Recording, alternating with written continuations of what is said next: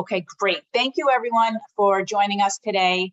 This is actually our fifth esports management series highlighted event. We started our journey investigating esports management in August with the launch of actually my textbook, Introduction to Esports Management. So FIT Publishing is sponsoring the event along with Endicott College and of course the Commission on Sports Management Accreditation.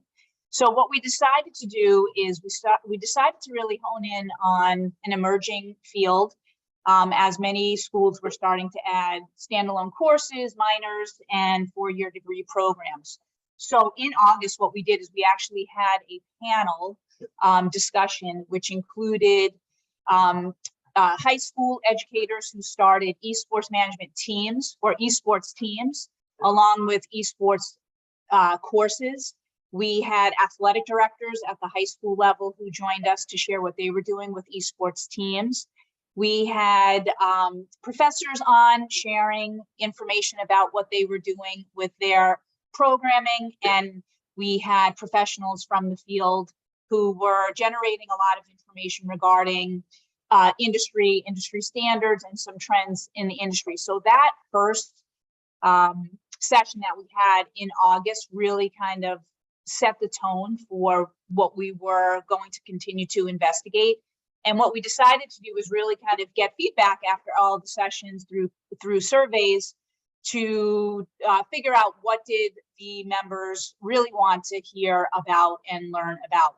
So our second session was solely focused on developing an Introduction to Esports Management course, which I was thrilled because I was really able to share a lot of my research and work through the development of my textbook. And I really think that session also gave a lot of confidence to sport management professors who might be tasked with teaching the esports management courses. So that was really an exciting session.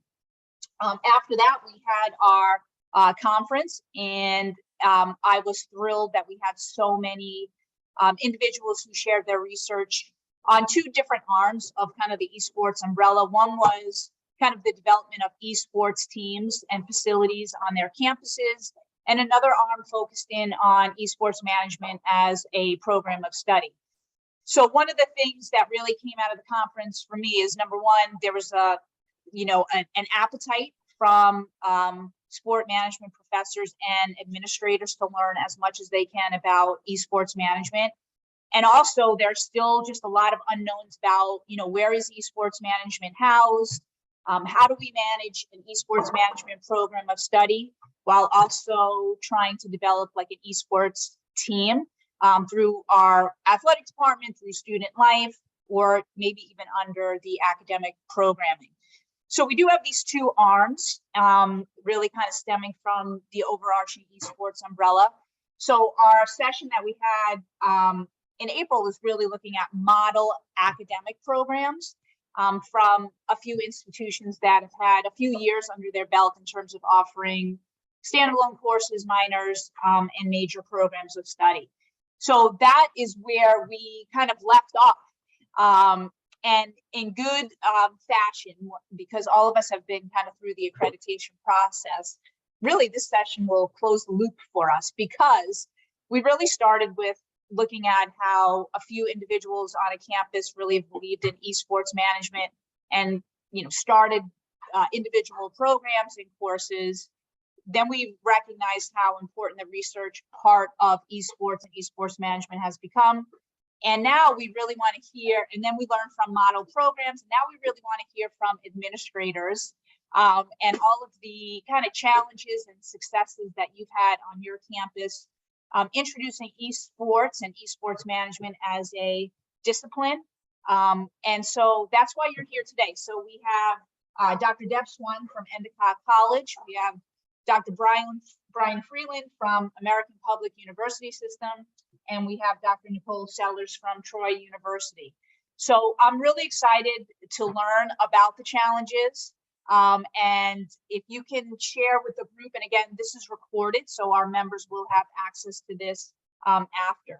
So I was just wondering, Deb, you're first on the agenda. If you can kind of share a little bit of the timeline and how things developed, and just from an administrative position, kind of how you help champion esports management on the Endicott College campus. Sure. Thank you, Dina. Well, for us, it's been an exciting journey. I'm very happy to be a part of it. And I think a lot of it has to do with educating everyone around you, from admissions to the upper administration, provost to the trustees.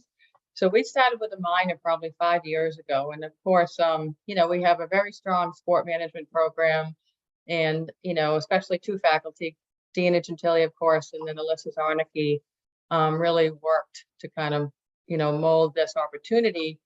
We saw such an environment where it's something that young people want, and we, you know, we want to be a front runner in the academic piece of it, and then really add everything to bring our campus and that life of esports on our campus and develop that culture. So with the minor, it did gain some traction, but it was all about educating everybody all of the time. So even going to admissions events and talking about what we offer and explaining what esports is, it's just constant.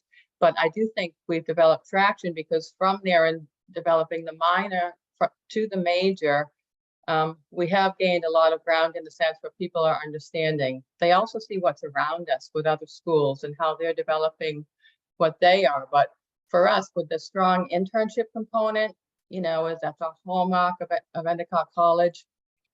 And to add that piece with esports, and then really think about how we want to have it on our campus. And we believe it will be very well done through academics. So what we're looking to do is, so we're starting the esports major this year.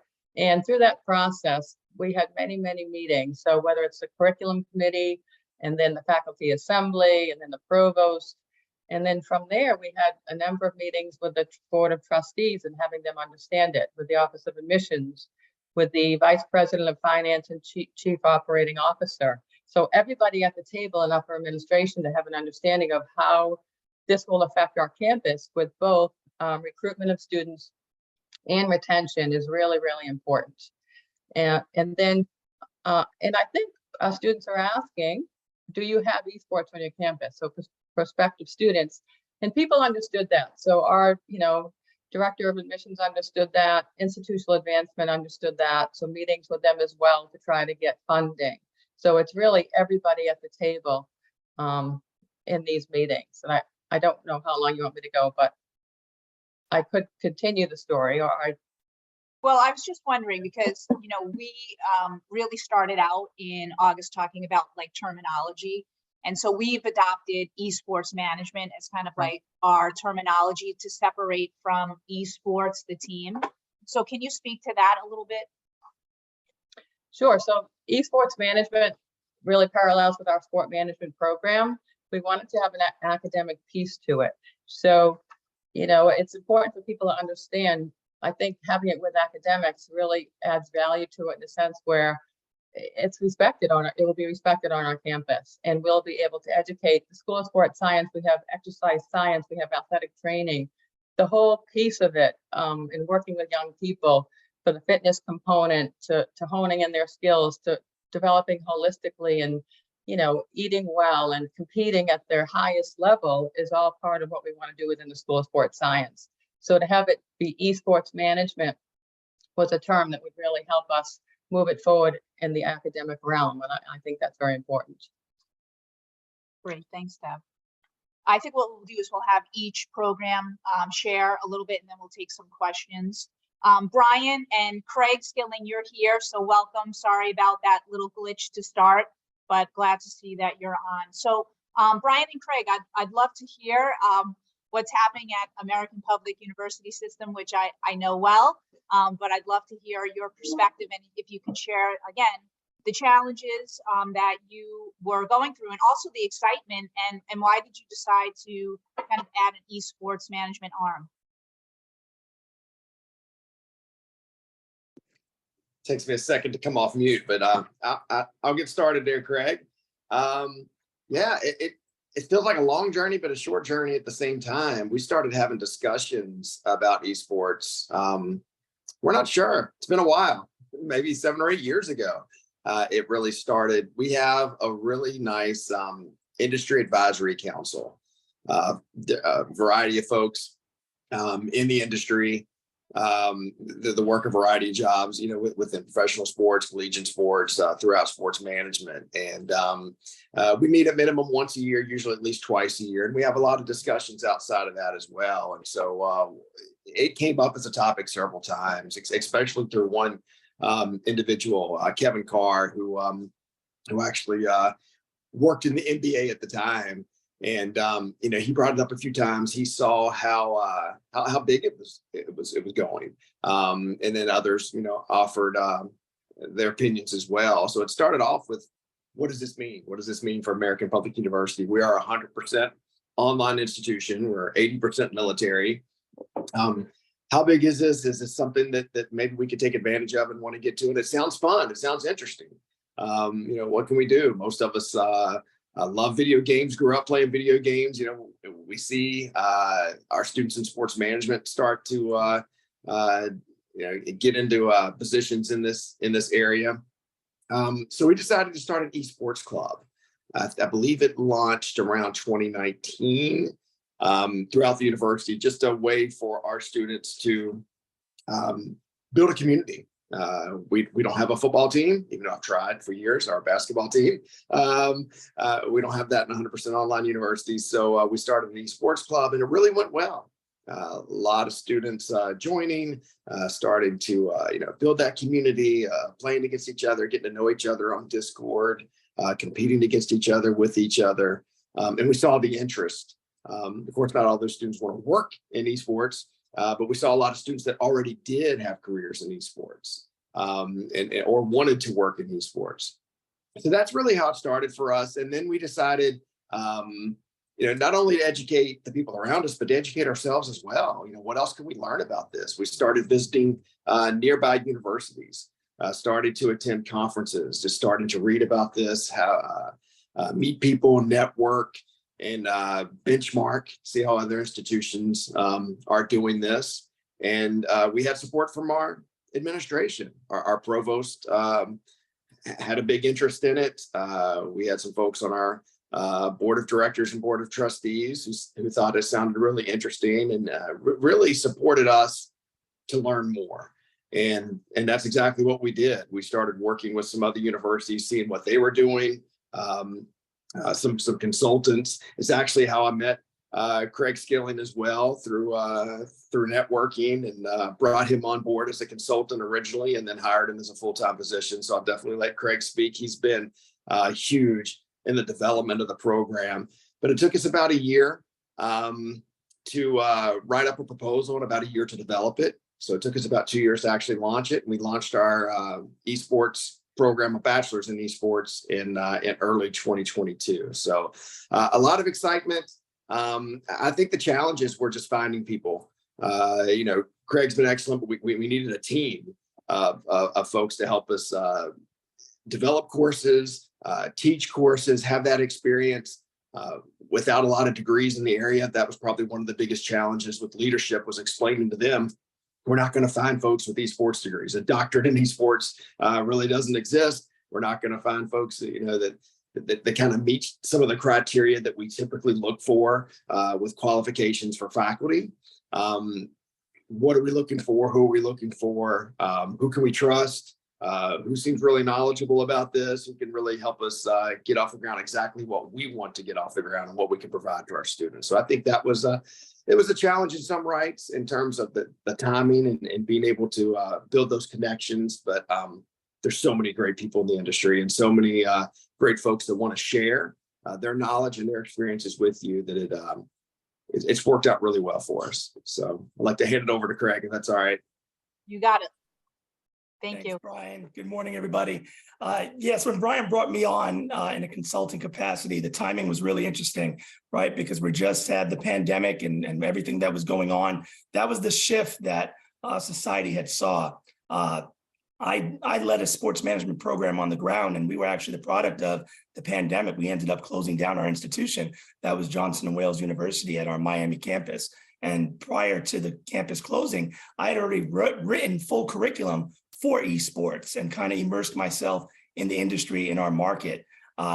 In consulting with APUS and other institutions, you really have to have an identity. And I remember having that conversation with Brian and Jim Reese at the time. I said, what's the identity? What is it going to be? Because I'm a full product of sports management myself, having studied that, I'm going to date myself, 20 years. And really what I told Brian and everybody else, I'm like, we're on the cusp. This is sports management 20 years ago, right? Where we're still having to convince higher education, academia, parents, all the various stakeholders that this is a viable career and academic discipline. So now when you go down it, it's, sometimes we get caught up on that buzzword of esports, but what truly do we want to be? What is our identity? What are we trying to teach and train as a whole? And when you kind of really look at it, it's very interdisciplinary. Right. So yes, sports management can house it. And if sports management is the natural progression to house it, then you think about esports athletes. They are athletes and you're doing the same thing. And you have an opportunity to bring them in so they can be trained and kind of, you're setting them into the world. And if they don't make it professionally, like the less than % of current collegiate athletes the same way, well, what are they going to do? And that's where they have to be exposed to the industry. So on the APUS side, we look at the coaching as being an area of opportunity all throughout, from the middle school to the high school, to the collegiate, to the professional level of being able to teach and train coaches. Then you have the administration side, which can kind of really go almost like a management discipline where they can really be housed in any plethora of areas. But other institutions look at the tech side and say this is an area to get more individuals into tech and innovative careers. So, we can go on and on as it relates to it, but staying true to what we're doing on our end is really looking at putting and training more coaches and more management individuals to be able to get into industry. Thank you so much. Yeah, I think one of the things that we started talking about in August when we started this series is that, esports management is definitely where we were 20, 30 years ago in terms of sport management, and really and I was part of that, in the 90s, and really convincing folks that this is a legitimate discipline and a legitimate major to prepare our students. Thank you so much, Brian and Craig. Nicole, how are you doing? Can't wait to hear your story at Troy. Yeah, sure. Thank you so much. I do want to just be clear before I start that I'm not an administrator. This is kind of a unique situation at Troy, and I'll kind of tell you a little bit about it. We have a minor at Troy, which was, actually championed by upper administration. In our department, we already have 3 bachelor's degree programs, 5 minors, 1 master's program, and 1 PhD. So we weren't really looking for an additional program, but this was something that was being introduced on the Troy campus in a recreational perspective. And so adding a facility on campus and a club team really sort of sparked the idea for upper administration. So this was a very quick process for us. I developed the minor with the help of our chair in HSTM, but it's been a year and we're offering courses this summer, T5, and then majority in the fall. So initially this was supposed to be a major, a full bachelor's program, but we were able to compromise a little bit by adding an eSport management minor.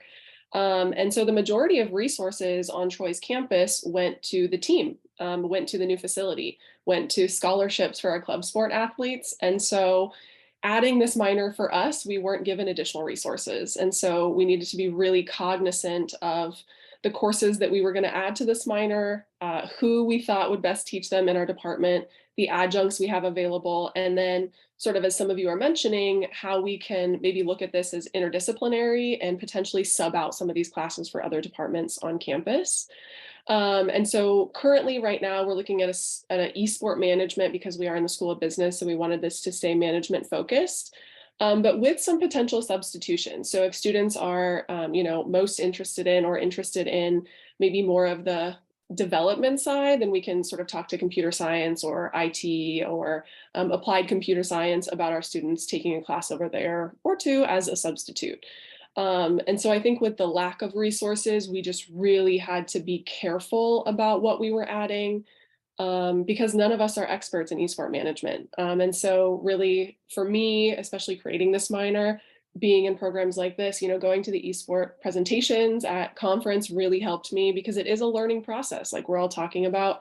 And some of us are more willing than others to be open to this as an academic discipline, a major, a minor, even a course. And so this has also been a learning process for us, our faculty members. And then, of course, when I pitched to Faculty Senate, they sort of looked at me with weird looks, and someone said, "Are you talking about video games?" And I said, "Yes, I'm talking about video games." And so I think, yeah, just letting everyone know exactly what this is. We have had pretty good interest from students. As someone mentioned, like, students are asking, do you have esports? What is esports? Can I participate?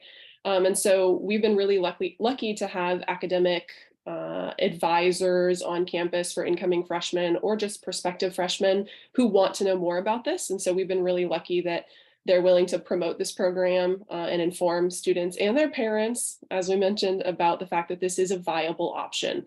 Average retirement age of 25 for an athlete. Okay, I'll take it, So, and these students that are coming in are not going to be the athletes. These students are going to play on the club team for a little bit of fun because they're pretty good, and then maybe take the minor just to sort of mirror their interests, if you will. So it's kind of a unique situation at Troy. But I think we've done an okay job so far. We are our sort of main adjunct in this area is the person who championed the facility on campus. So, and he's an adjunct in our program anyway.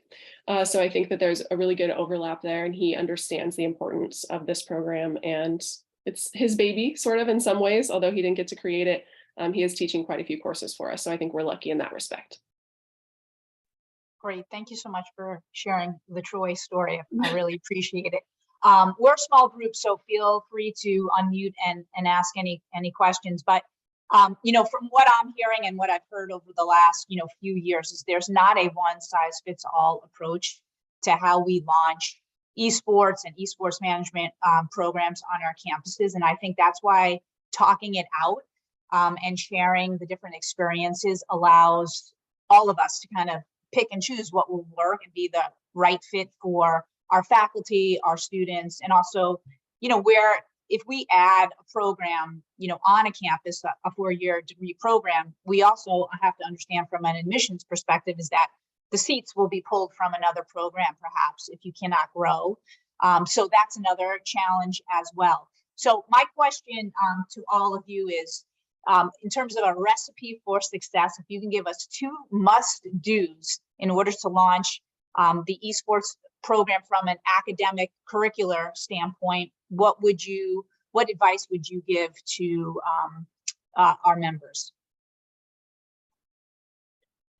Well, Dina, if I could just add one thing, since I've heard the other panelists, that's very important to us at Endicott, and I'll add the must-dos. But for me, as Dean of the School of Sports Science, it's so important to me to support the faculty in this initiative. So what's been said about going to conferences and taking advantage of every opportunity is incredibly important.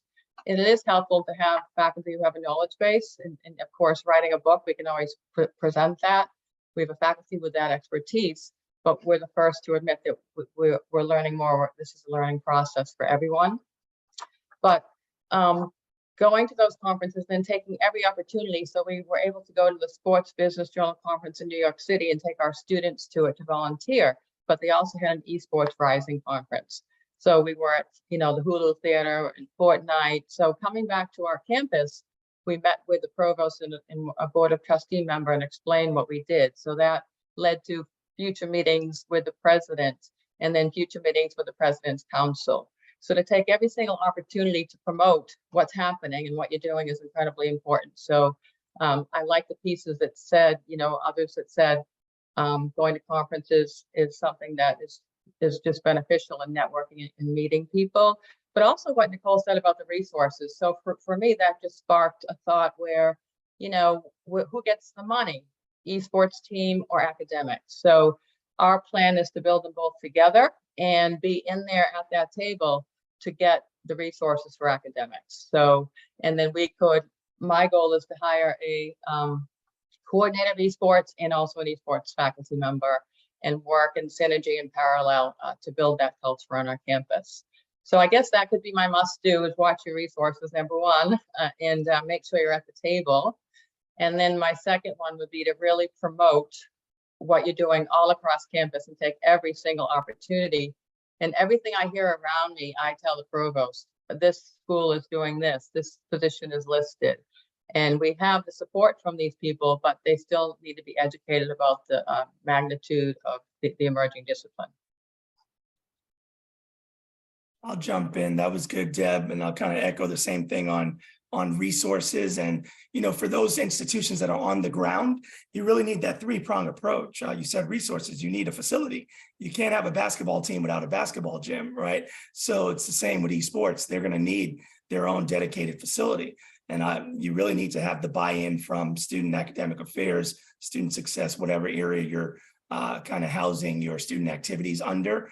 And then athletics, some I've heard and seen, and we really share when we say we go to these conferences, we hear the same stories, and we hear how sometimes athletics doesn't want to be involved at all because they don't buy in as yet. So if you have an AD that's not buying into esports as an, you know, a true varsity program, that could be an issue in itself. So it's going to take some legwork, but that helps in terms of how you're competing on that side. Deb, it's interesting that you mentioned how you know, academics would want to house and be able to bring that funding. So I'm curious to see how that would work as a whole, because I know I've worked with other institutions in the past, and that's always a challenge. Where does the money go when a student wins $15,000 from Fortnite? Does he or she get said money, or does it go back to the club and the academic program, so on and so forth? And that's something that on our end, for a fully online institution, when students are competing, they're competing on their own. But I've mentioned to Brian as a higher level goal that it would be great to have your first athletic program for an online institution. So that comes with finding that diamond in the rough that can just be the one that's competing against other varsity programs, and it kind of goes from there. So I don't know if I have two responses within that, but definitely resources, facilities, and overall support from that three-prong approach of athletics, academics, and then student affairs. Yeah, what's interesting in all the talks that we've had is that some institutions have started esports teams first. Some have started esports management academic programs first. And one question that did come up in our last session was, well, are we going to fill our classrooms, our classes with just esports competitors? Are we going to have other students on campus as well? And so this is something that I've tackled, because I do think it really is STEM related, especially when we're recruiting like high school students, prospective students to attend our institution. So it will be interesting to see the evolution of esports as an umbrella, and like where the two kind of sectors, how it all meshes, and how perhaps athletics eventually will kind of take it over. Obviously, we're dealing with an NCAA that is not embracing esports, and also it will be a huge Title IX issue for many institutions. So it will be interesting. I think the next few years would be critical in seeing what develops from that. But thanks, Craig, for sharing that. Nicole, what would you say would be kind of two things that you have to do? Yeah, I think for us, and especially if you're a program where maybe these things are rolling out together, I think we had the ability to be a little bit picky because it was just a minor, but be cognizant of what you're offering. You know, don't just offer it to offer it, but think about, you know, the faculty that you have available, the adjuncts that you have available, the other departments that you have available before you add those courses. And then I think the second thing that was really important for me is it's okay to ask for help. I felt a little lost initially when our chair was said, you know, I need an esports management minor in 48 hours. And I thought, I don't know what's happening. And so I think just being informed about the other programs, what their offerings are, how successful those courses are.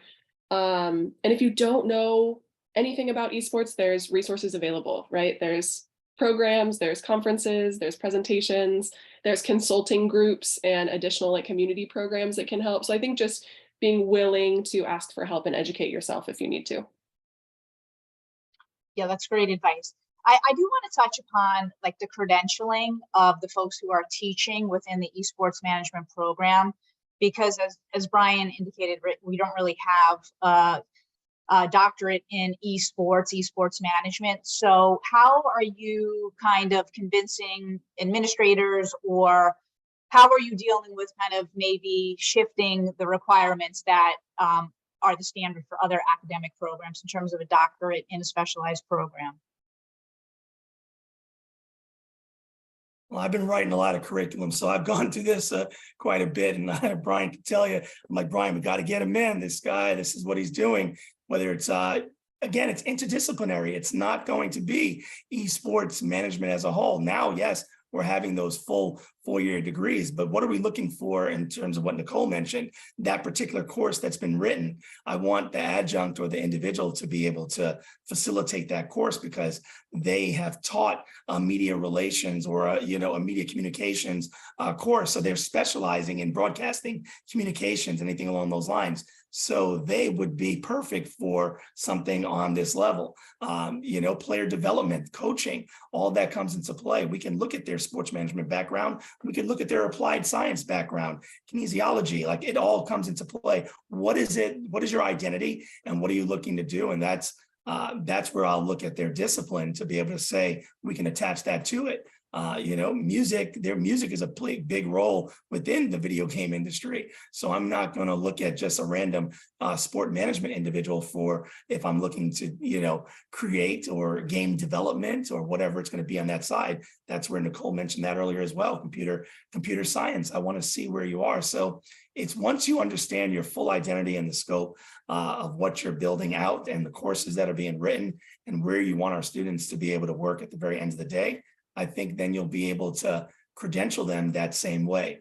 But if you're just thinking about it as, I need to get this one individual that has an esports degree, the masters and all of that, I think we're selling ourselves short on that and we're not doing well. When I'm in Europe, UK, they do not embrace academia when it comes to, they went, like you said, their team route first. They're still struggling to be able to say they want to look at this as an academic discipline. So at least we're ahead of the game here in the States and North America as a whole to be able to say we're going this route. And now we're going to figure it out and build it together. And then just like sports management, like we said 20 years ago, you have some institutions that just, let's go ahead and a bunch of athletes. And then there's others that truly focus on it's the business of the industry and getting them in on that side, not just about sports all day.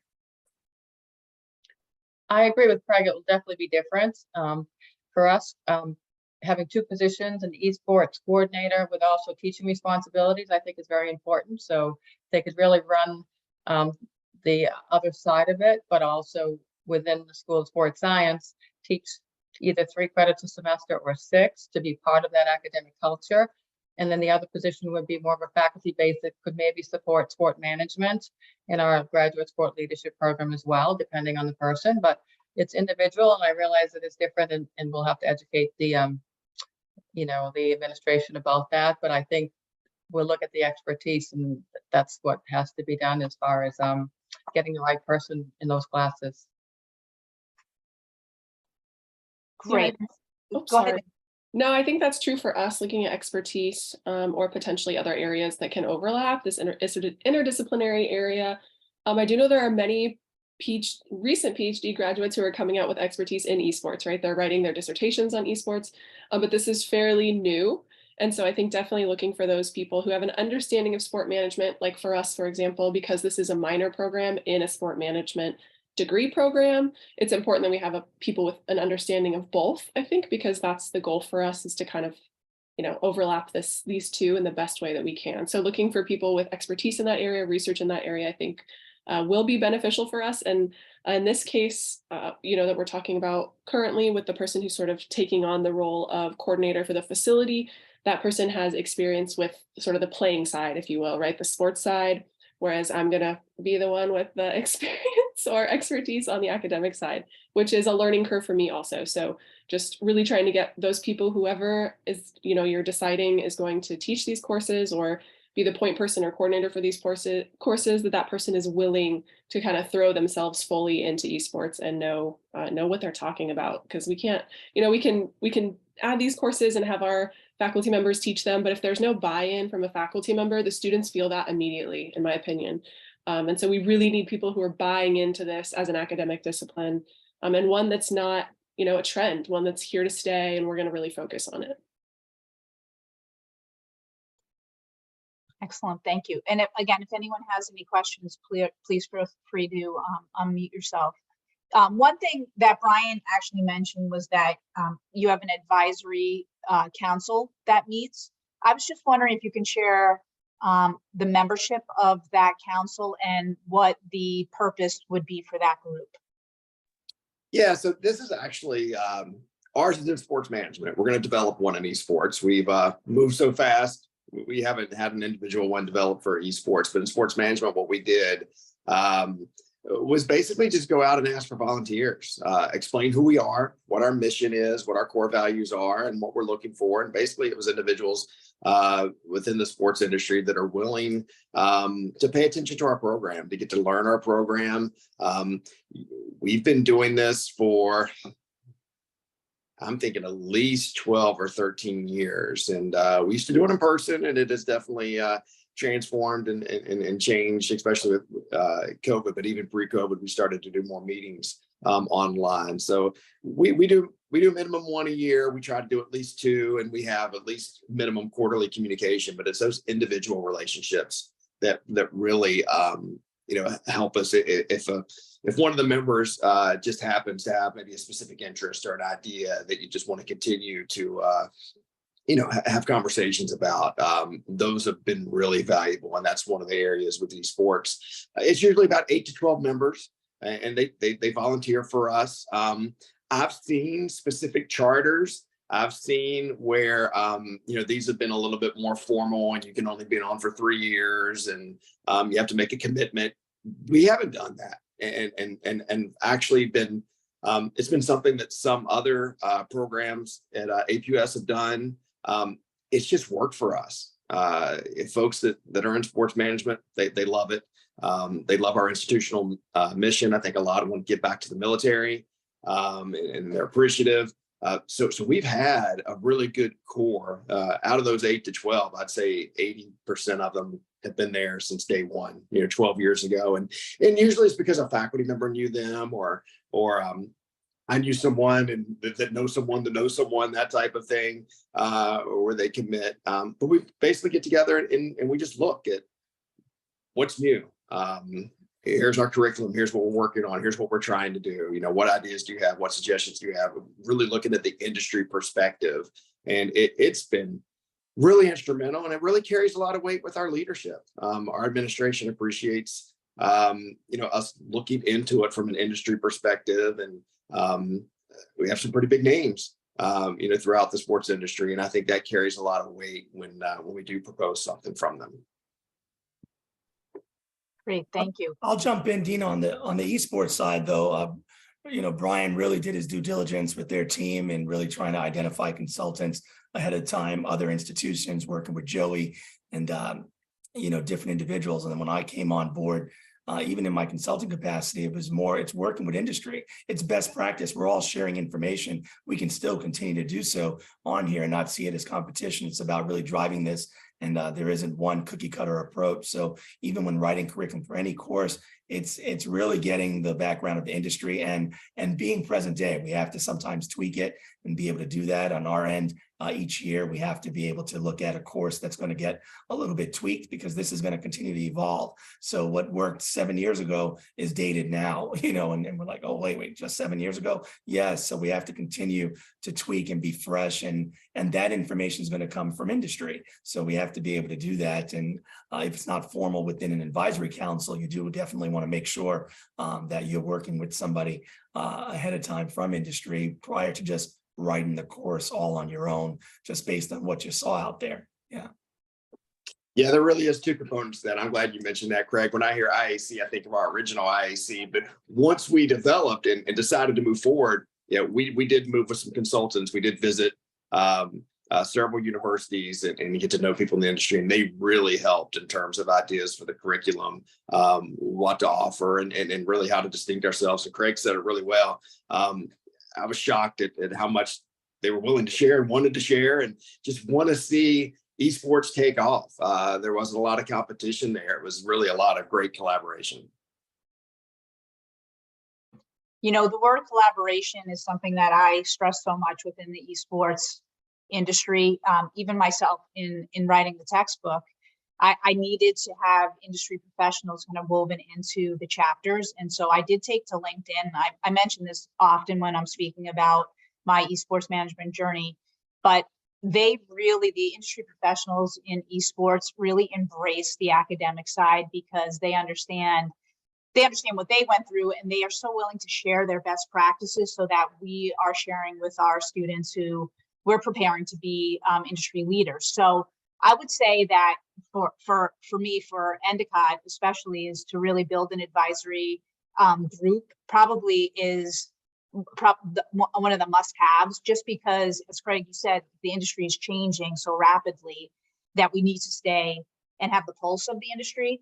The other thing that I've done within the courses that I'm teaching in esports management is that I listen to the students, because they really are the ones that are kind of front and center. They understand the trends. They're on the platforms that much more than I am. So I actually use the students to drive a lot of the changing content. So I'll provide, in a face-to-face class, probably different than, the online courses that are kind of pre-programmed, but the discussion boards can kind of help us to kind of cascade that learning and the experiential learning that they're bringing to the classroom. So I would say that listening piece from faculty, although we might have topics and points that we are hitting through our classes, I think being open and embracing what the students bring, such a game changer in terms of where the discussions go, the implementation of different assignments, and just kind of pivoting on some assignments, and then also kind of changing the delivery of what we're sharing. So that's something that I think esports and esports managers want to share. And I also think our students are so excited to share, because I think they know that they are, meet them where they're at is like something I always try to remember when I'm working with students, but they are really eager to share their experiences, and it really just kind of cascades in the classroom. So if for anyone who's been teaching in esports and esports management, I'm wondering if you can share some of those experiences with the group.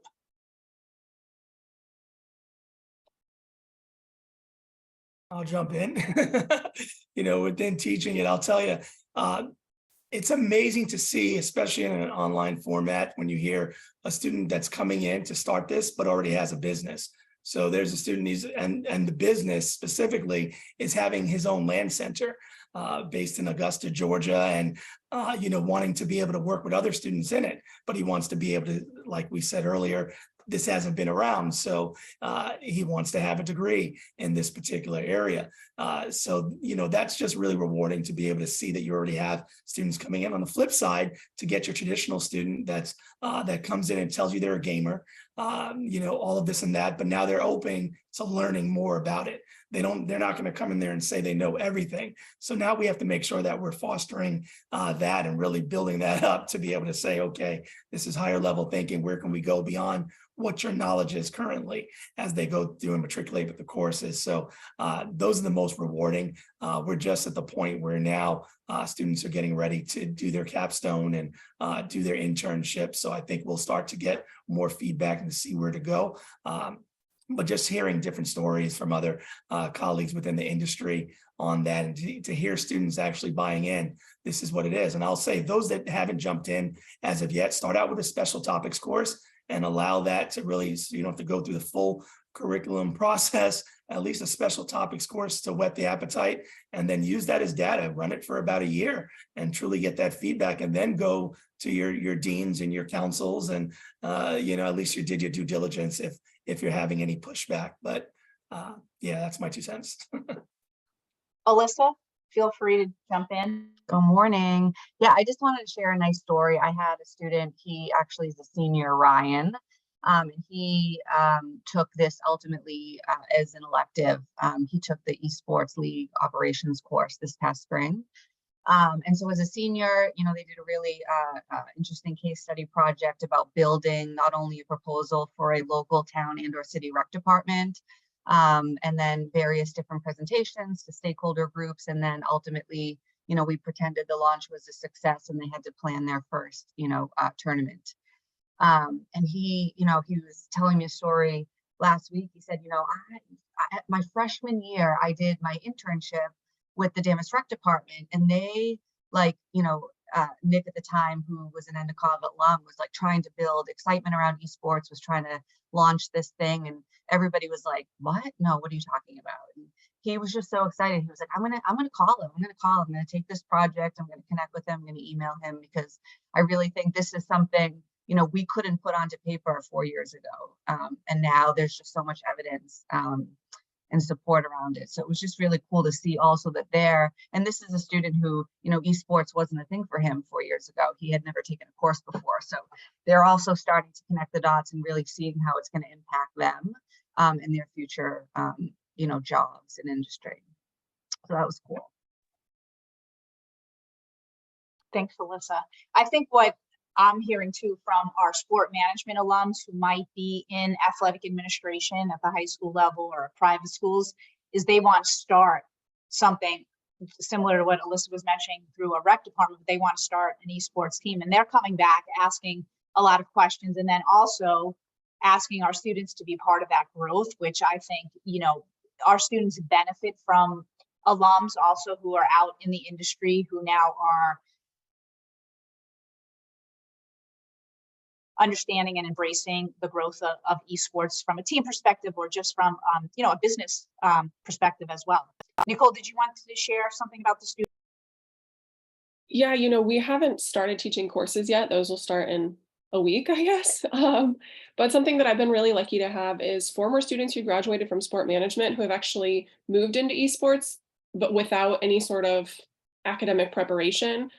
Specifically 2 students who graduated long before I came to Troy. And they've reached out to me, they heard whispers on campus and reached out and offered their expertise, feedback on courses, on the minor as a whole, asking, to be a consultant in the area. And so I think just being open to those students who maybe don't even have necessarily an esports background from your institution, but eventually worked in that area or do work in that area, they can be of extreme help. And so definitely keeping an open mind when we talk about just management degrees and the possibility of our students working in those areas already without our help.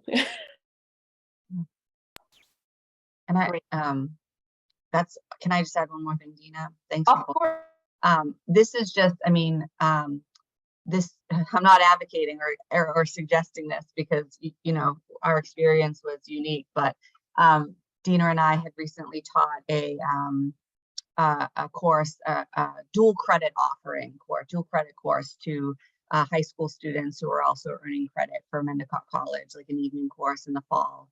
And it was a lot, but I will say that it was just so exciting to see the light bulbs going off in the heads of individuals who, they're like juniors and seniors in high school, and what am I going to do? And just the realization, oh my gosh, there are things that I can do in college. There are things that I can study that I'm actually passionate about and that I actually love doing on a daily basis in my life. So you just start to even see those light bulbs go off, and potentially individuals that are going to go into a major and really be able to hit the ground running and apply all those management concepts to an academic major and really be successful. So I just think that's also something really special, that, it's a whole nother generation of future sport managers.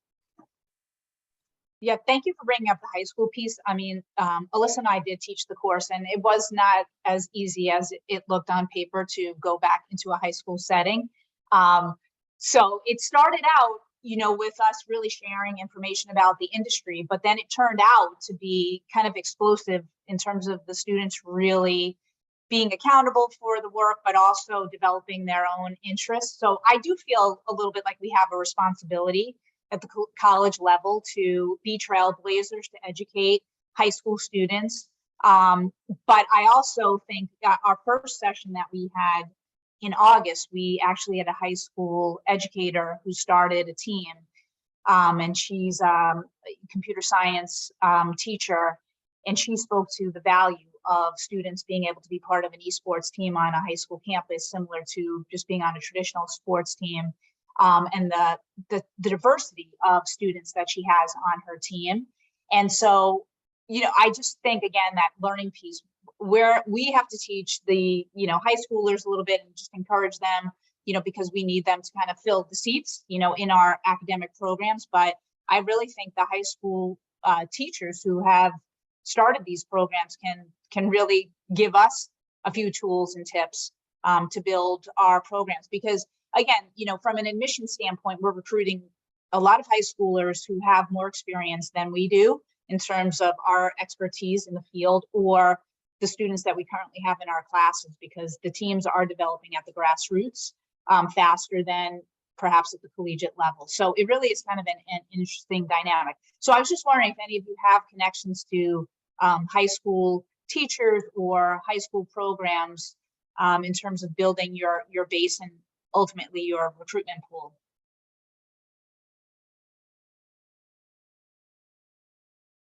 So I'm based in South Florida, Dina, and I sit on our STEM board for Miami-Dade County over here, and the high schools definitely need our support throughout. So I think it's, it would behoove us not in all of our markets to not get involved with the high school markets. I think they need our support from all ends. Yes, you do have some champions on there, but sometimes you'll have the most random individual just doing it to do it. And they're really not versed. So the academic side isn't coming, but yes, they'll go ahead and allow them to game and play tournaments. And then some institutions, some schools aren't allowing them to play certain titles that are the ones that are going to make money, right? So the first person shooter games aren't going to be allowed in certain high schools. I'm not, at least in our market. That's always been a challenge. The kids will still play them outside and they'll play them at home. For me, I did an academy, during the pandemic, because I had two of those young kids at the time. Now my oldest is in high school. He's a freshman. My youngest is still in middle school. But at that time, I saw the need for them to be educated on this. So, there are opportunities in each market throughout. If we're going to do this holistically, we can't just rely on the fact that they're gaming on their own. I think if we're meeting them where they're at, from the middle school level, really is where it really needs to start. And once we kind of go ahead from there, they'll realize, and now we're getting a higher level student that's coming in that we'll have to be ready for and truly challenge them the same way. So I encourage all of us on here, if there's an opportunity to get into the high schools and, to help them out. We never know where it's going to go, where it's going to change, but that's where it starts there. And then you need to convince those parents as well. Once you get the adult learner, that's great. They're good. But if you can kind of plant the seeds from early and kind of carry them on, we're starting to see a lot more land centers popping up in different areas. So back in our day, the regular arcade, but no, it's no longer just the arcade. It's a full land center that they're going to game compete, because you mentioned, Dina, the grassroots approach is there. So some of these young individuals are setting up their own teams, and they need a place to gather and then be able to compete, that they're not going to lag or anything like that. So we're seeing a lot of those popping up throughout. Yeah.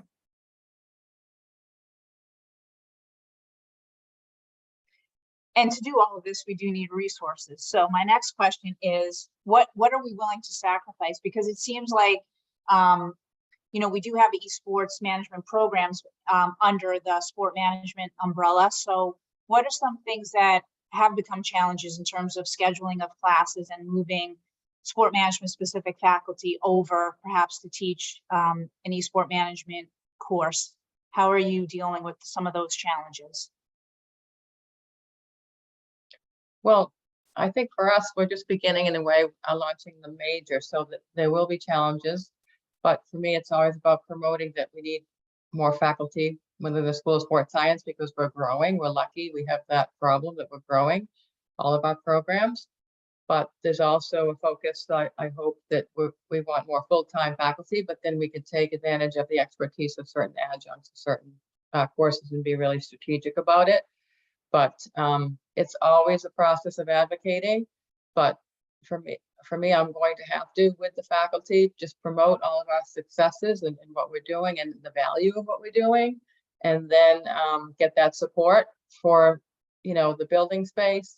I talked to the provost actually just this week, and let's have a meeting about the pro space for the, the esports facility or the lab.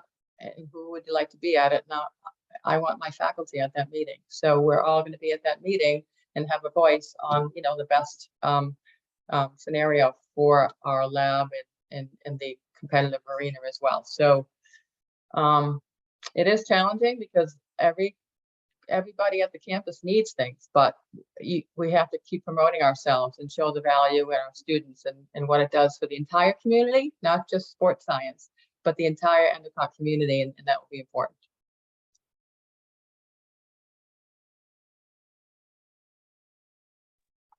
I think Alexa, oh, okay. sorry. Go right ahead. I think that one thing that at Troy specifically, that we're working to overcome is the sort of spacing issue. So in addition to the fact that we added a minor, we didn't add a line, we already all teach full loads and most of us teach overloads. So we didn't, I want to be careful. It's difficult. It's a process. But I think in terms of resources for facilities, we're really looking to have a lab near the facility, which is not in our building. So that's something that I think is going to be different also, is really sort of handing over the reins to somebody else and saying, hey, this is our facility. I want to come over a few times, a few times a week. I'll be here 3 days a week. But, so I think that there's a learning process there also of, sort of handing over part of the reins to somebody else when we can't be there.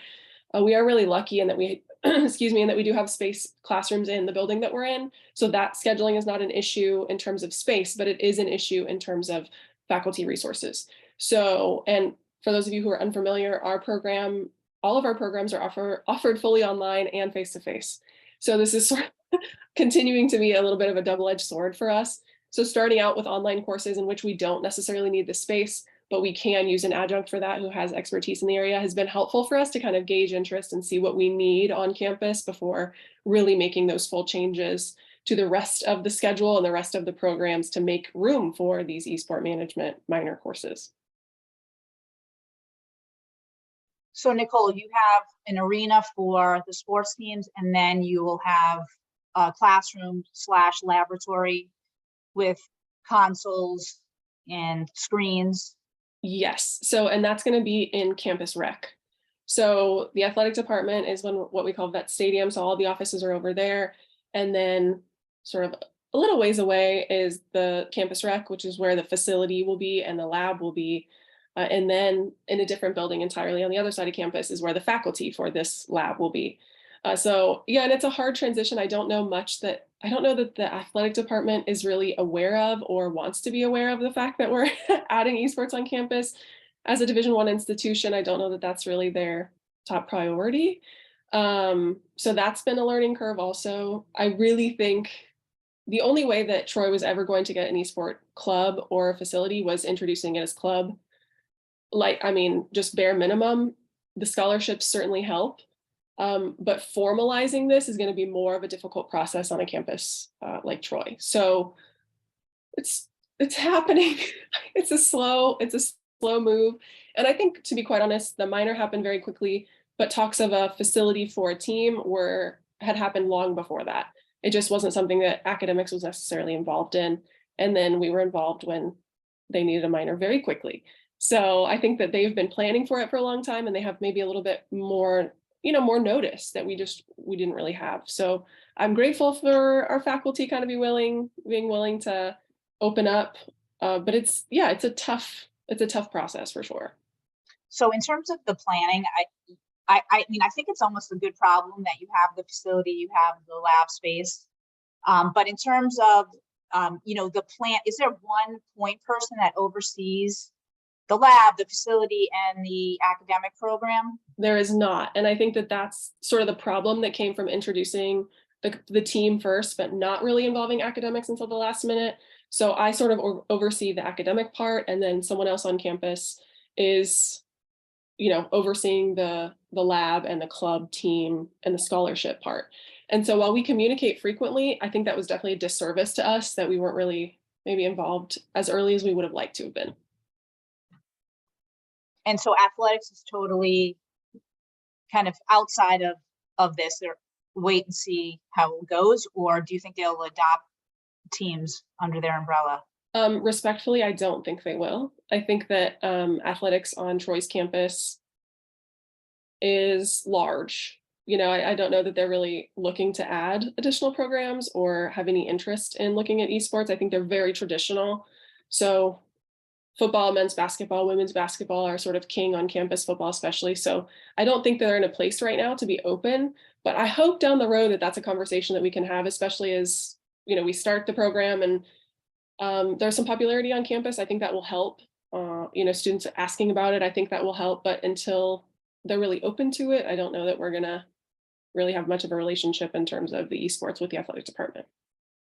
Okay, thanks, Nicole. I'm super territorial. So when we started the program, I've really just wanted to make sure it was under the School of Sports Science and not really with computer science, although we do share our courses.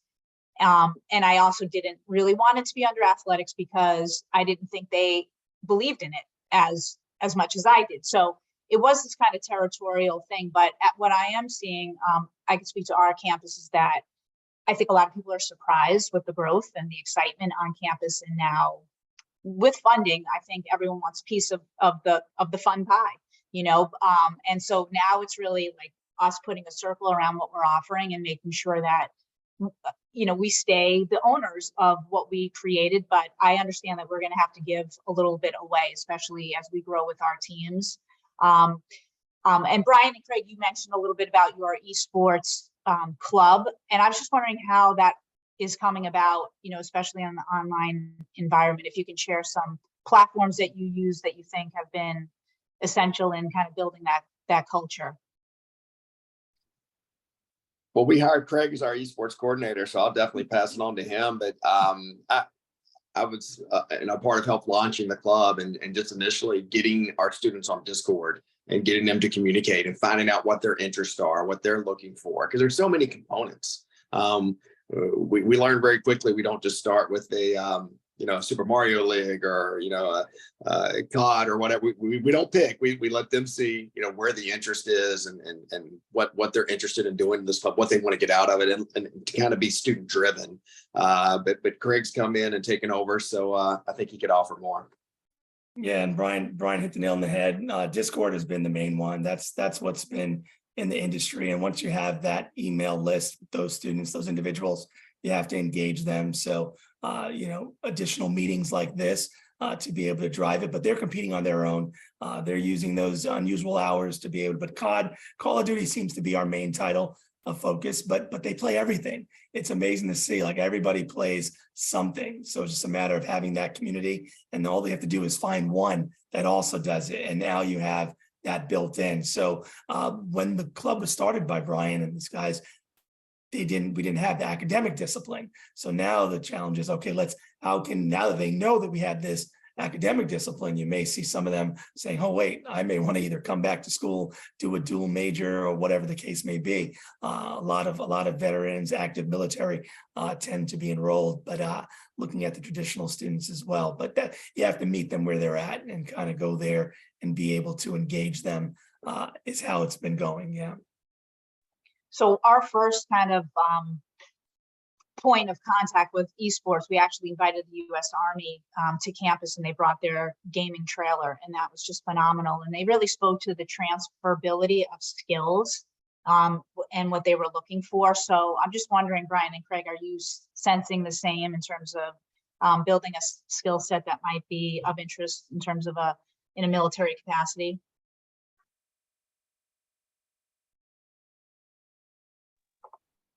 I can start. Yeah, I think so. One of the things that's been really interesting, the Army was a great example for us in getting the program started. And it was because there was a specific article I read. I don't know the exact amount. I think I'm close. But I know that years ago, they had requested that they wanted to have some kind of, they wanted to start a team. They just needed 14 people. That was it. 14 volunteers to say they're interested. I think it was like close to 14,000 applicants that they received. And being able to share that with our administration, our leadership carried a lot of weight and a lot of value. And so, that's one aspect of it, seeing how big it is in the military, hearing the stories from some of our students. This is how they unwind. This is a great way for them to meet people. This is a great way for them to deal with the pressures that they have. being in the military. This is a great way for them to make friends. I think that's been huge. Opportunities for them to stream, to share, to just collaborate with each other. I think that's been huge, and seeing how those skills transfer in terms of the business skills, the work ethic, the ability to communicate as a team. I think we've definitely seen that in our classrooms and throughout the esports club.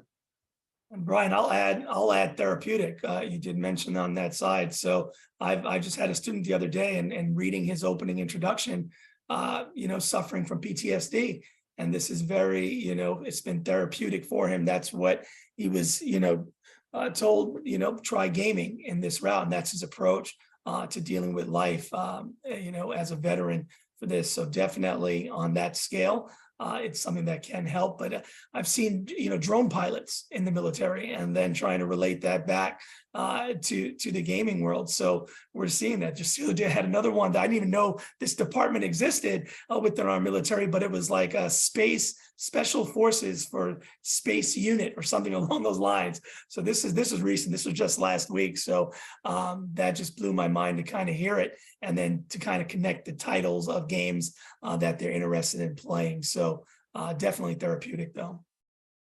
Yeah, there is that wellness athletic training component also. That is another reason why at Endicott, under our School of Sports Science, we do have those programs of study. So we also thought it was a good fit. But again, the stories from students really, again, ignite kind of our interest, right? And then we can bring that back to discussions and the courses that we create and the topics that we create.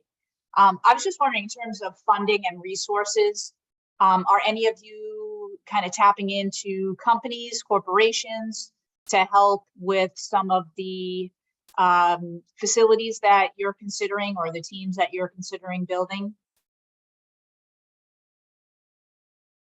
I'll just throw this out as a tip for anybody on this side. Just I had a chance to design and open up a land center in small spaces. One was 695 square foot facility. The other one was about 1,500.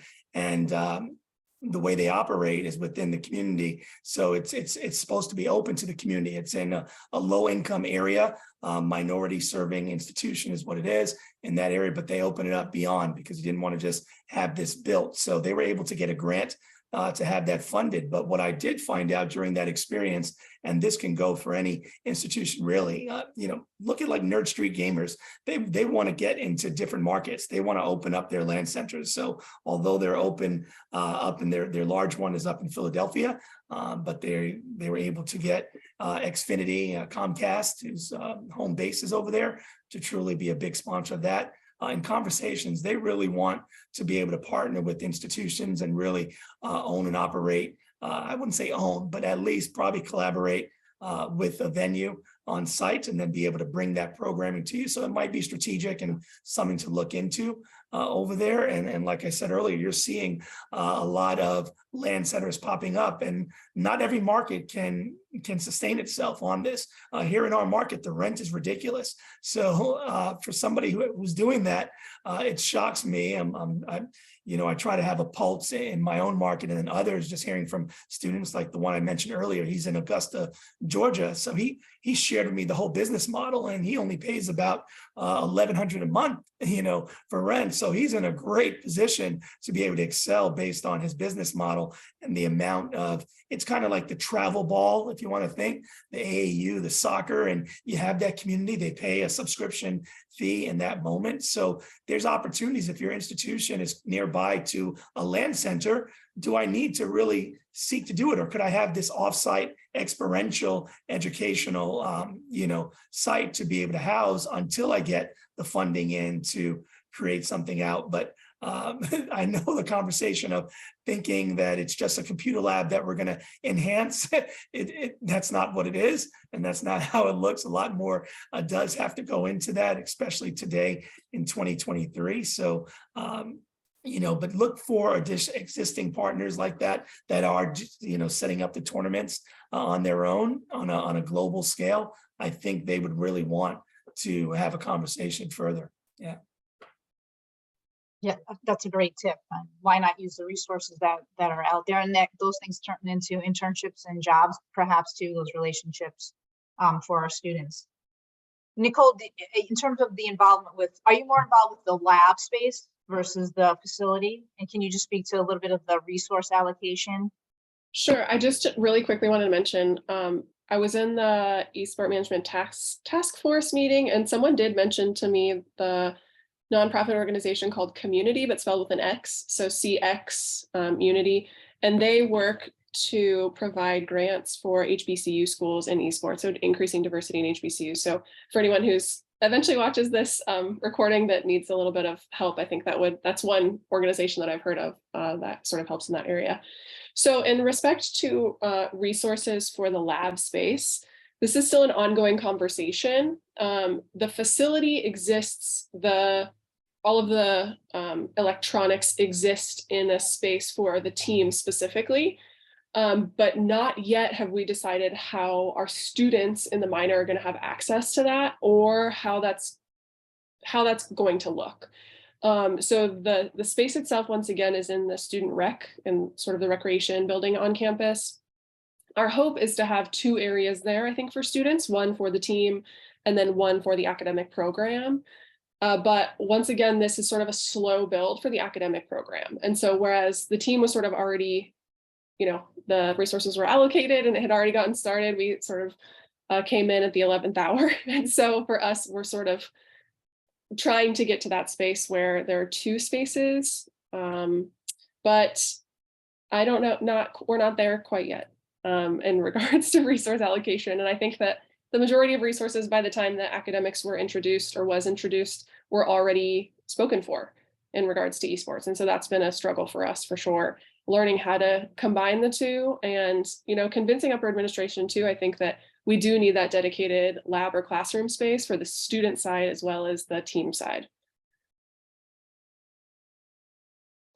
Thanks, Nicole, for sharing that. At Endicott 2 years ago, we met with academic technology and then information technology, and those individuals happen to be gamers also. And so they really were able to kind of move along some of the things that we would need, because really as a sport management specific person and now diving into esports management, I really didn't know exactly the specs that were needed and just the capabilities that we needed, and also just the technology. And so I think there are a lot of people on campus that could contribute to building a budget and building on their ideas of what an esports management laboratory space should and could look like, just because they're gamers. So to me, I found that really interesting, an interesting piece that I never thought I'd have those conversations with those people. But again, and Deb, you could speak to this a little bit more because you've been more on the budget side and visiting of programs. But I think that's where, and you spoke to this a little bit, Nicole, about like, okay, it is kind of like territorial, or okay, now we have to share this space and we're not really accustomed to doing that. So Deb, can you like the resource allocation piece, the budgeting piece from like the higher administrative kind of level with everyone, and the Sure. visiting of other schools? So with the traction that we've gained, I think over the year, just by all of our meetings and communicating the value of esports and launching the major, because, if you're going to launch a major, you should provide resources to support it.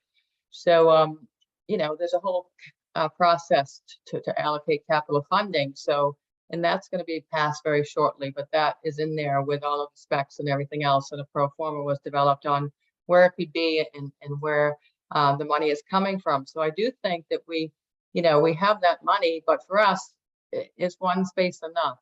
So we could share the space, with the community and with the recreational gamers and competitive, competitions or whatever we offer with our new coordinator.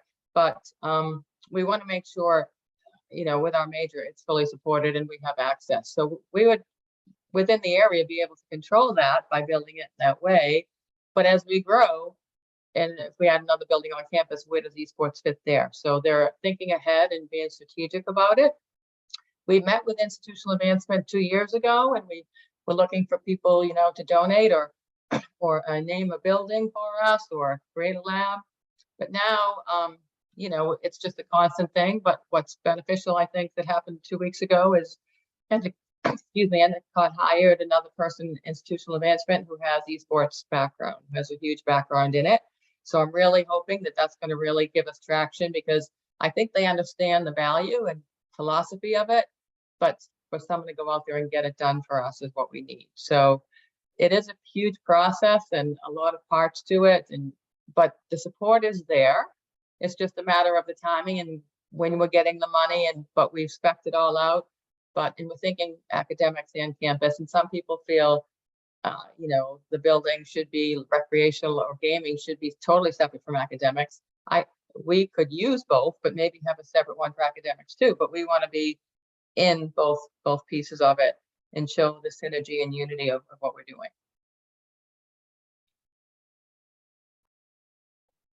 Thanks, Deb. I think for me also is the more if we can get more people on campus speaking about esports management and esports, it becomes something that is just the norm on campus versus, a few people trying to convince administration that this is where we should go. And so that's why for us at Endicott, we actually have like an esports management club. We were a gaming club, and I actually changed the name of it to esports management to align with our academic program, just to give it a little bit more of a push in front of the eyes of the administration. So we have run just 1-day events. And so I actually use my students to develop all of the marketing for it, figure out what space we can use, figure out the gaming title and all of the permissions that need to go along with it. And also they're in charge of basically recruiting students across the campus to sign up. And so I think it has surprised folks on campus on how popular these events have become. And also one kind of champion that, that I've been relying on is Student Life, because, those folks want students out of their rooms and into other events, and just like students, who want to just pick up basketball, they can just grab a ball and just play, in our facilities. And so one of the things I've been saying is, if we really want students to just come out of their rooms, we need a place for them to just meet up and play.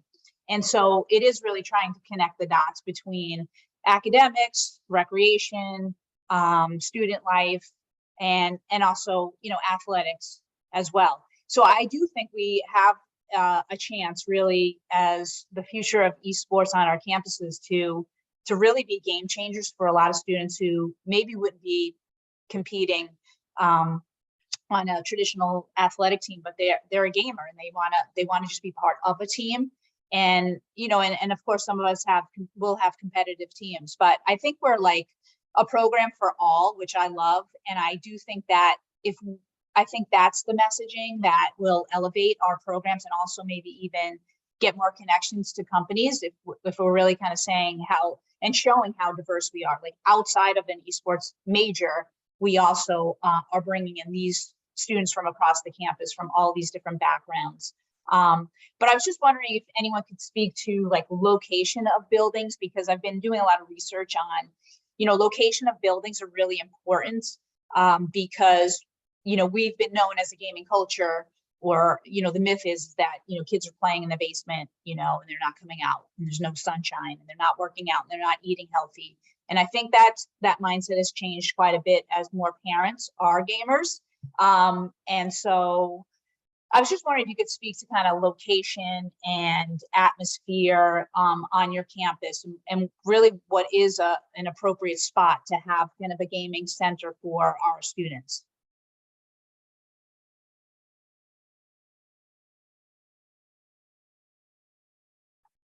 I know I did mention this before. Yeah, the gaming center for us is not near our building. It's not a far walk. Troy's not a massive campus, but yeah, I think that does create, in one way I love that it's over there, because I think that's frequented more by students than our building, certainly. And so in that respect, I really do appreciate that. In terms of like recruitment, I think that's a misstep. where we can't be in there sort of recruiting students who are looking at the facility into the program. As I mentioned before, the sort of point person for the facility and that space is actually the director of campus rec. So while he's over there, he also has many, many other responsibilities in that building, which doesn't necessarily free up his time to be sort of recruiting all the time. And so I think in some way I think I'll miss that sort of being in the space. Of course, we hope we can be over there as much as possible, but during peak times, but it's not always easy. Yeah, so in some ways I like that it's over there. I don't know that it would have made sense in the College of Business building. So I think that on our campus, that makes the most sense. It also doesn't really fit in athletics for us, given that that's, they're their own beast on campus. So I think for us at Troy, campus rec makes the most sense in terms of just spacing and alignment. Great, thank you.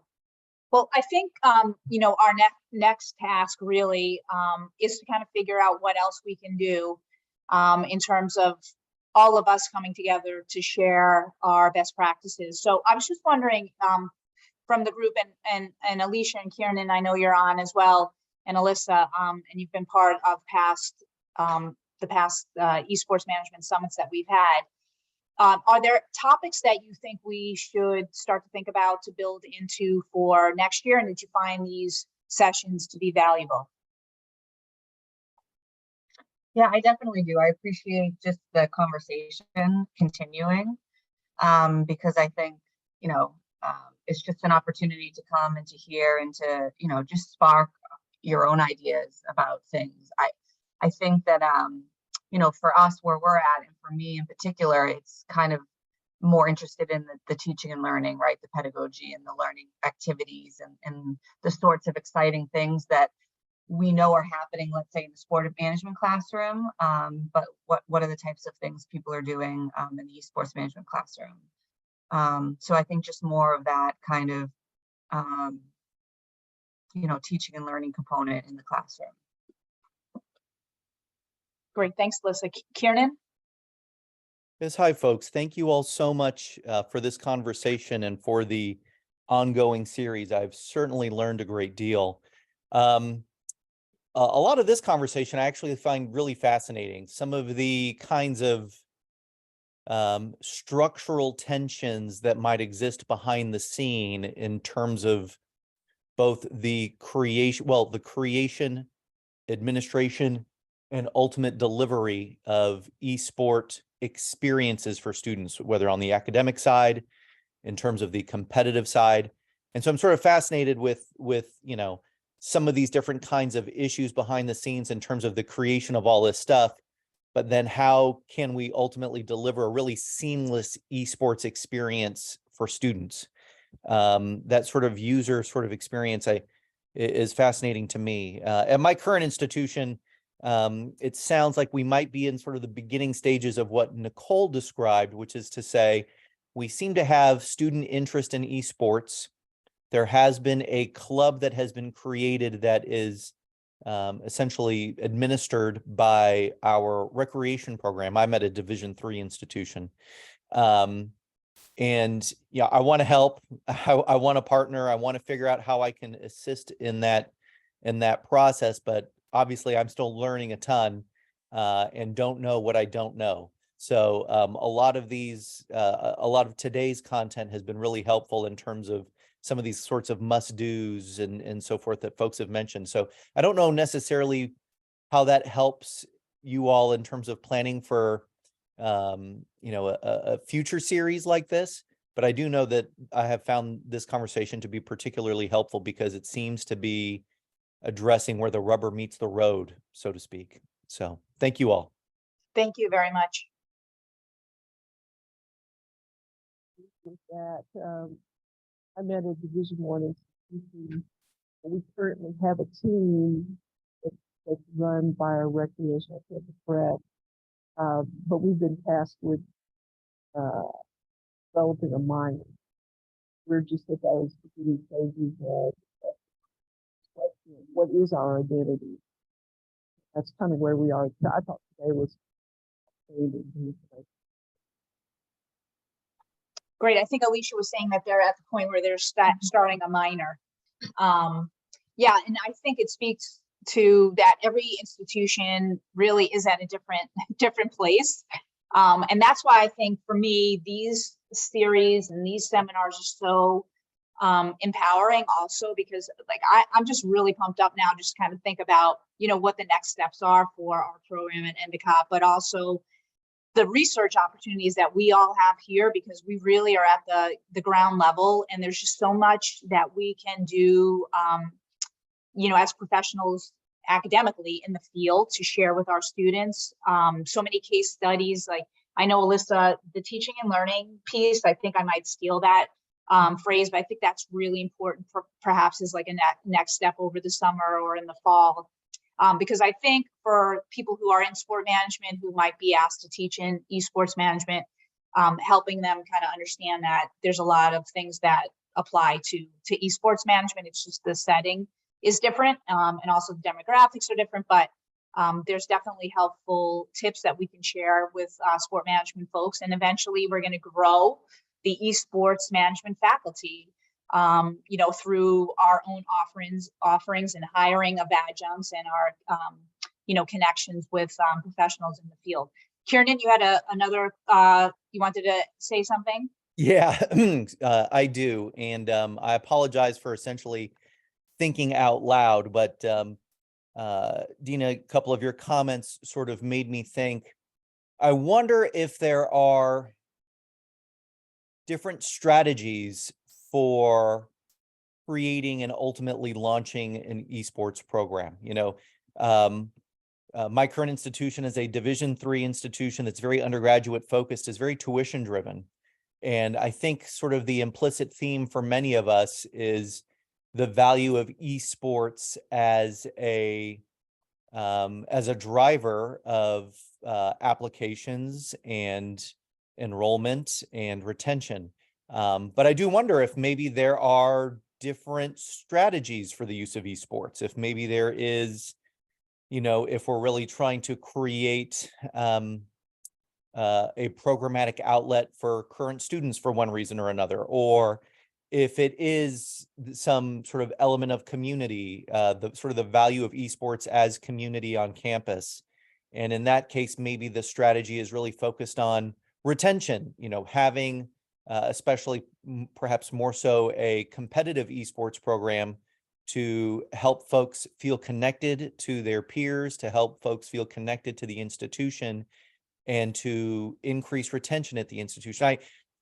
You know, maybe you talk about this in your textbook, Dina, I don't know, but, you know, I wonder if maybe there are different kind of strategic models moving forward for esports that might have value for different sorts of institutions.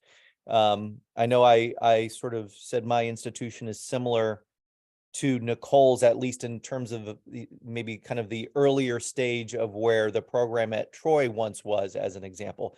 But my institution, I'm at the University of New England in Southern Maine, same conference as Endicott, but my institution is obviously very different from Troy. So, you know, maybe there would be different emphases, or, you know, and how that might impact administration and ultimate delivery, I don't know.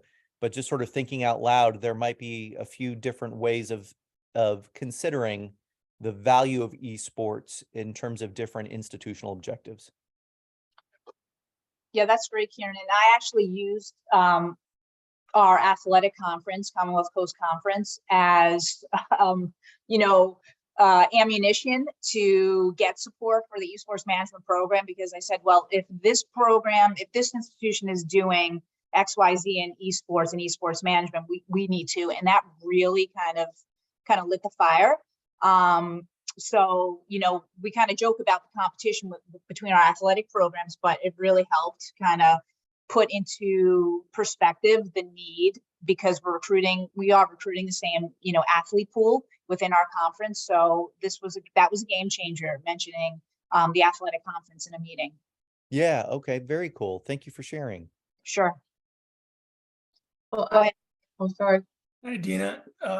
Kieran, sounds like he has a dissertation question there as well to kind of continue on with. I'd like to see if we could possibly incorporate students as well as industry next year. And maybe we can also, and especially on the student side, allowing them to kind of be a part of this conversation, at least extending the opportunity for them on there, and then having industry as well to pick up. I think that would be a higher level conversation and really something that would be impactful. So, and I'm willing, I wouldn't mind collaborating on that with you.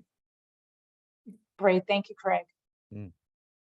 Deb? Well, I just like to say I learned a tremendous amount today from all the panelists, and it was just interesting to pick up on certain pieces like the land centers and things like that. Like if we could have sessions about those opportunities in the future and how we can continue to grow, and from Nicole and like where should it be housed in the rec center? Like these are the things. And then what happens if you continue to grow, and then and how would that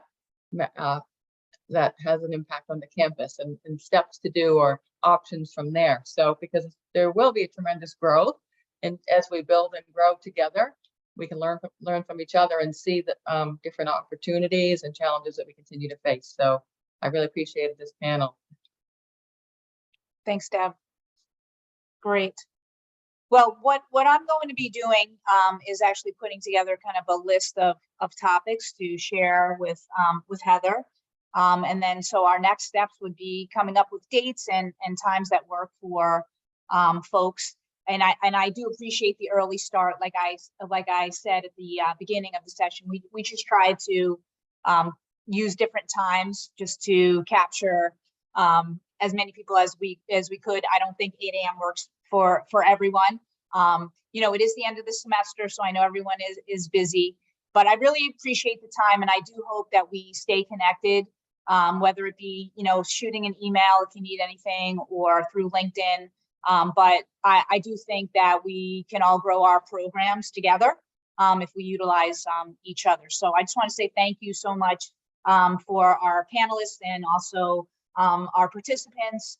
And we will be sending a recording out to the rest of the members who did sign up. But I'm very appreciative to Fit Publishing, Cosma, and Endicott College for supporting this speaker series, and I look forward to continuing on next year. So thank you so much, everyone, and have a great rest of your or start to your summer. Enjoy. Thank you all very much. Thank you. Thank you. Thank you, Dina. Thanks, everyone.